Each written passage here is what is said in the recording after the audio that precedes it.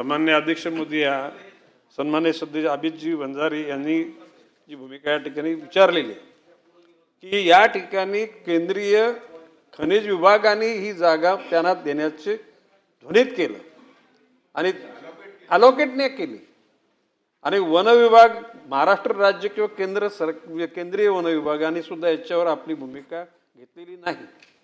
प्रश्नोत्तराचं ज्याला त्या अनुषंगाने मी उत्तर दिलं त्याला आमच्याला अजून स्पष्टता आम्हाला नव्हती। स्पष्टता आम्ही घेतल्यानंतर माननीय मुख्यमंत्री मोदयांच्याकडे सुद्धा काही आमदार मोदयांनी पत्रव्यवहार केल्यानंतर माननीय मुख्यमंत्र्यांनी त्या बाबतीमध्ये अतिशय योग्य तो निर्णय घ्यावा अशा प्रकारचे आमच्या सचिवांना सूचित केले आणि मग नंतर मी आजच्या ब्रीफिंगमध्ये त्यांना सांगितलं की जर का मोठ्या प्रमाणामध्ये त्या ठिकाणी जर पर्यावरणाचा ऱ्हास होणार असेल तर माझाच त्याला विरोध आहे। आणि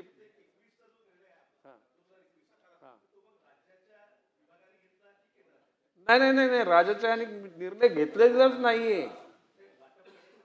वाटतो केंद्राच्या गौण खनिज विभागाने तो निर्णय घेतलेला आहे।